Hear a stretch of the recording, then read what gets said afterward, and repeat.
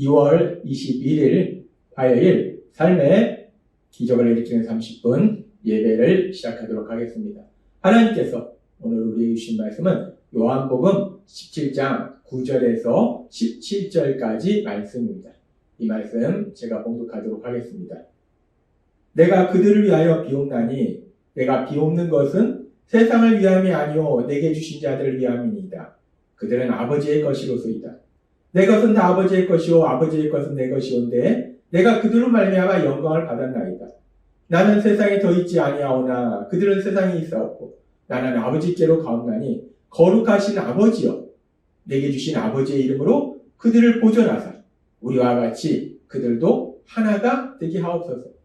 내가 그들과 함께 있을 때에 내게 주신 아버지의 이름으로 그들을 보존하고 지켰나이다. 그 중에 하나도 멸망하지 않고 다만 멸망의 자식뿐이오니 이는 성경을 응하게 함이니이다.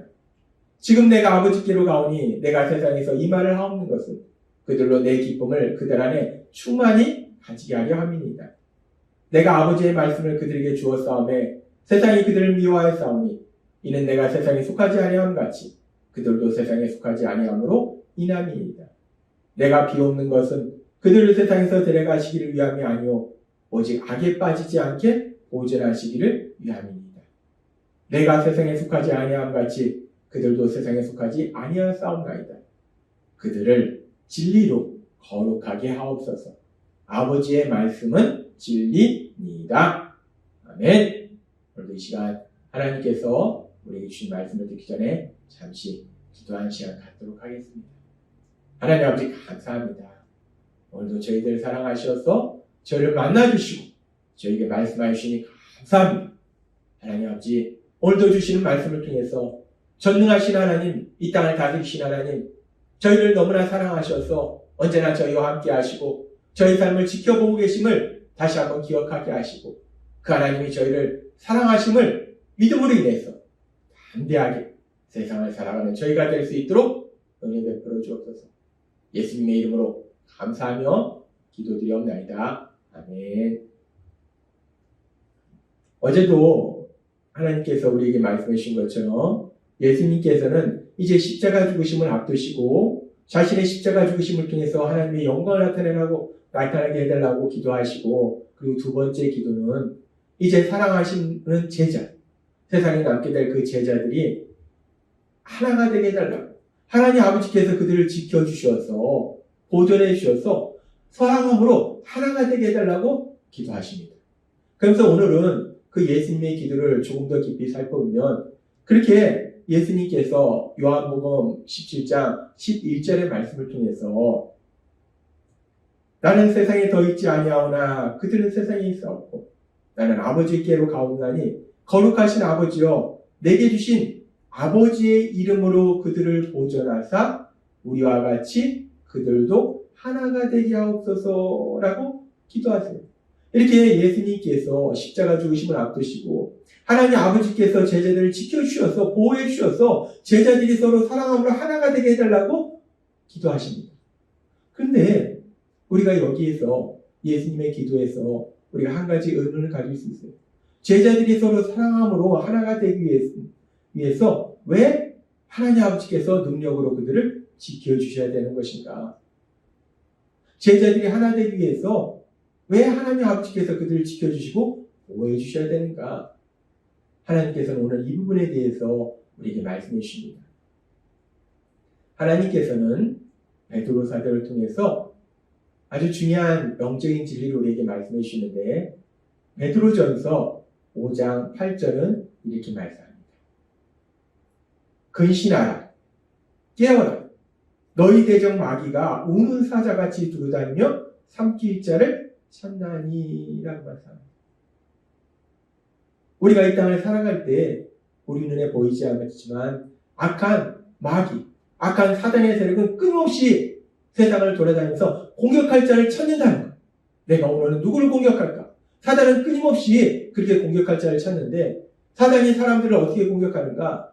사단이 사람들을 공격하는 아주 중요한 방법은 거짓말입니다. 하나님은 진리의 영이시고 사단은 거짓말을 한다는 것. 사단은 거짓말을 통해서 사람들을 공격하는데 그런데 그렇게 사단이 거짓말을 통해서 사람들을 공격해서 사람들이 어떤 삶을 살도록 만들어 놓는가? 그 사단이 사람들을 공격해서 어떤 삶을 살도록 만드는지 우리가 그 사단의 그런 목표를 알 수 있는 말씀 중에 하나가 고린도후서 2장 10절과 11절의 말씀입니다. 고린도후서 2장 10절과 11절은 이렇게 말씀합니다.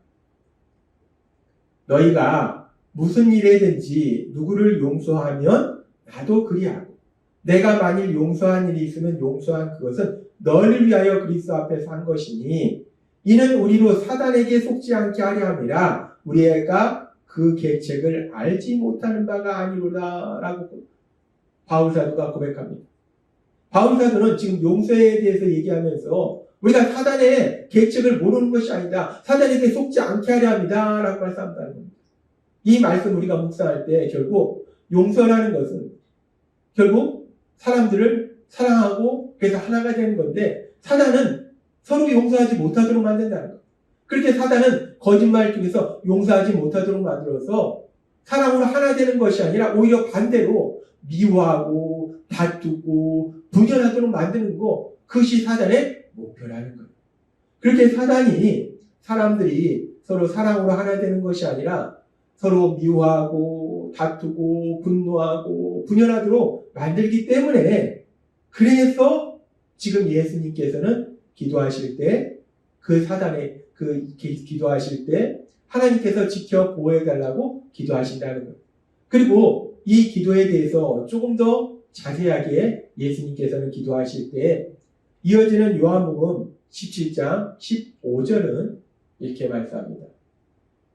내가 비옵는 것은 그들 세상에서 데려가시기를 위함이 아니오. 세상에서 지켜달라 보호해달라는 것이 악한 세상으로부터 완전히 그냥 데려가달라는 것이 아니라 오직 악에 빠지지 않게 보존하시기를 위함이다 라고 말씀합니다. 악에 빠지지 않게. 이 말씀이 무엇을 의미하는가? 이 말씀을 우리가 좀 더 쉽게 이해할 수 있도록 현대어 성경을 보면 이렇게 말씀합니다.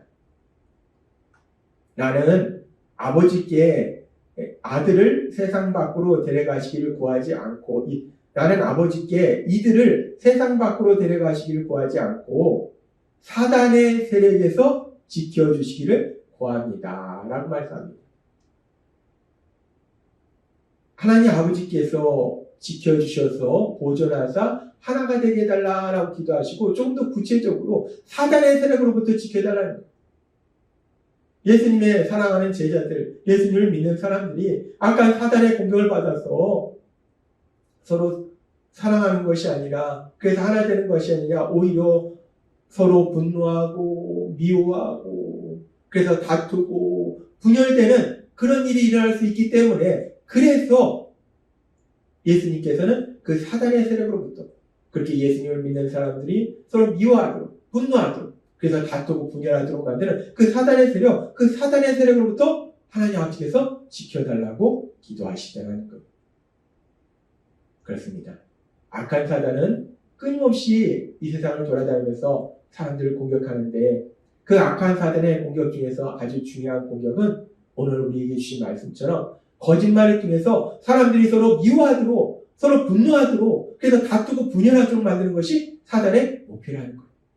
그리고 이렇게 악한 사단이 그렇게 서로 미워하도록 다투도록 분열하도록 만드는 이런 모습은 우리가 성경에 기록된 많은 이야기들을 통해서도 볼 수 있는데 성경의 말씀 속에 보면은 그렇게 악한 사단의 그런 공격을 받아서 사랑해야 될 사람을 미워하는 그런 이야기를 우리가 볼 수 있어요.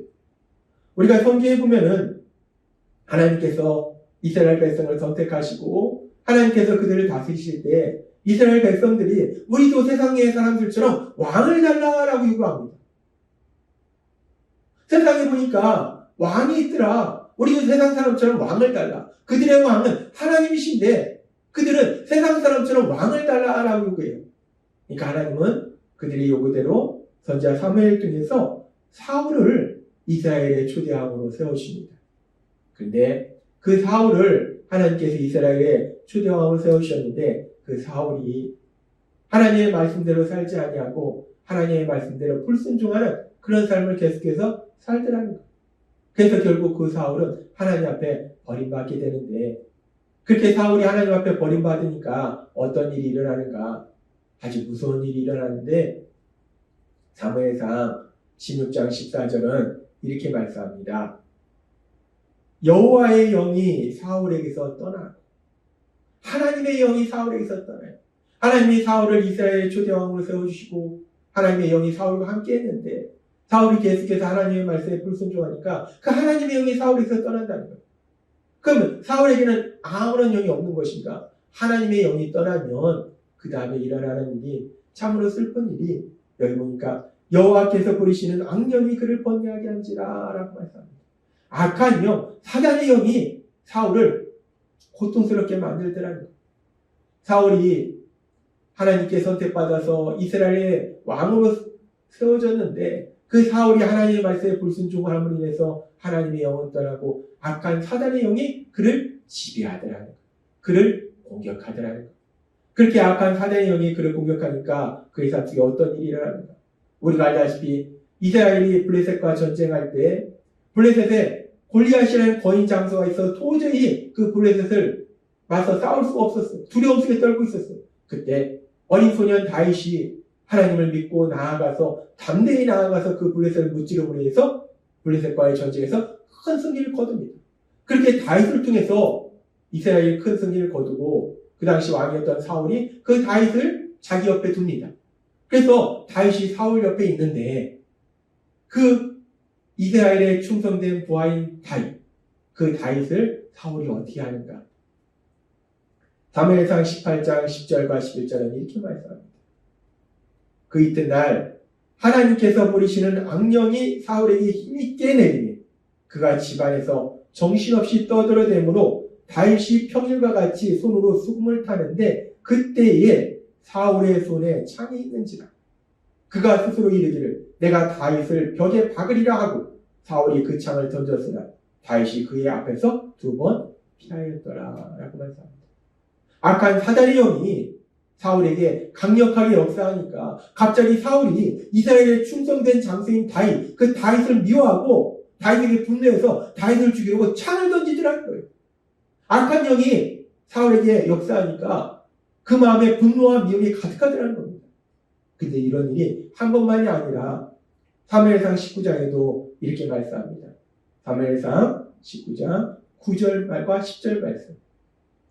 사울이 손에 단창을 가지고 그의 집에 앉았을 때에 여호와께서 부리시는 악령이 사울에게 접하였으므로 다윗이 손으로 수금을 탈 때에 사울이 단창으로 다윗을 벽에 박으려 하였으나 그는 사울이 앞으로 피하고 사울의 창은 벽에 박힌지라.